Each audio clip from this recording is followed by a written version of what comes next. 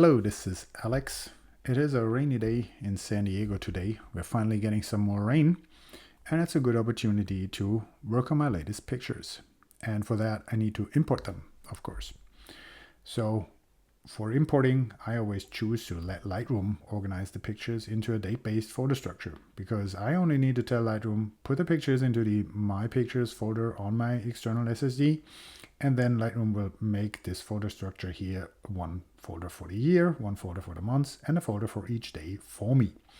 I only go in afterwards and add a little bit of an identifier here with the rename feature so that I have a chronological order and also know exactly what pictures from what location in my instance are in this folder. I know that's not for everyone. Some people prefer to have an incoming folder, or it's called new photos or unsorted or whatever else. And then from there, they drag and drop their pictures into a category-based folder structure or a location-based folder structure, that sort of thing. And that's fine too. Whatever works is great. There's no right or wrong, as long as it does work for you. So I'm going to look at the date-based import, because I think even if you're not using a date-based folder structure, there might be something interesting in there for getting the newest pictures into Lightroom.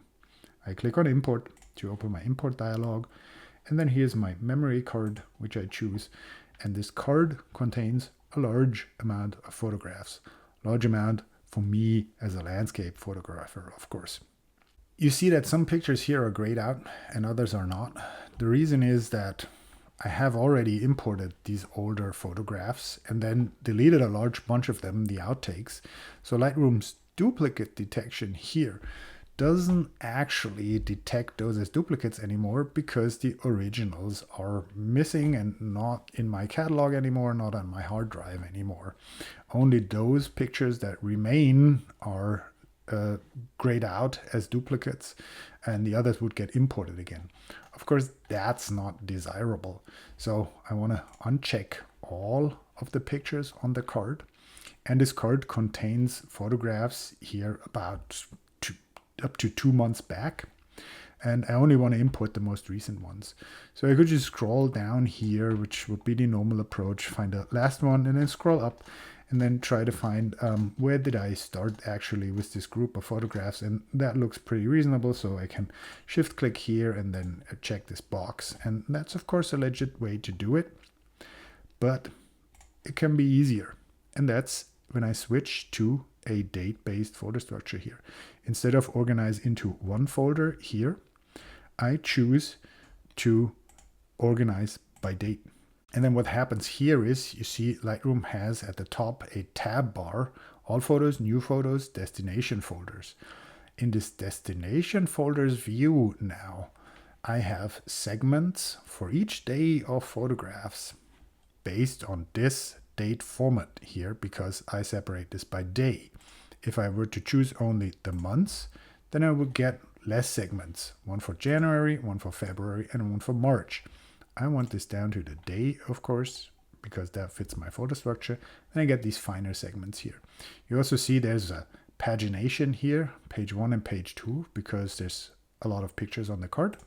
I switch to page 2, and then at the top here, I can simply collapse all of these older folders with pictures, or segments rather, with pictures. And here's my newest one on March 8th. And I can simply click in this header and that selects all the photographs.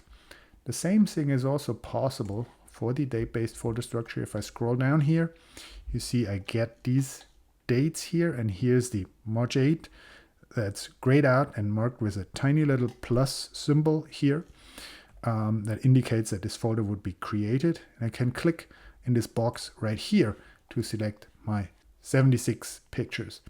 Whichever way you do that, it's the same thing. Click in here or click in here. The sad thing is that this selection does not survive when you switch this back here.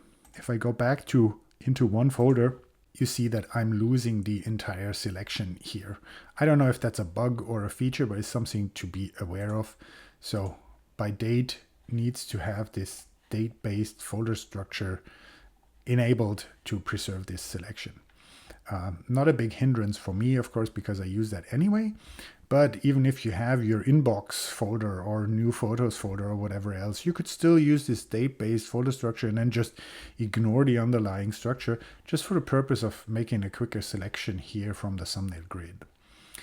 What's left for me here is to add a name. Lightroom already remembers this here. This is in the Mount Woodson area. You see my naming contains a custom text and then the first two digits, no, the last two digits of the year and the camera number. And with that, I can hit import, and then Lightroom begins to copy my pictures from the card, and here is my folder. Once that is complete, the copy operation is done. Now it's building previews. I can right click, rename, and I give it that extra little bit of information that I previously mentioned. And then here are my photographs. The import is complete and I'm ready to go. And that's it. I hope you enjoyed this little insight into my workflow and the import process. Maybe you find that organizing by date trick to make a quicker selection out of a card that has many older images on it helpful. Thanks for watching. Bye.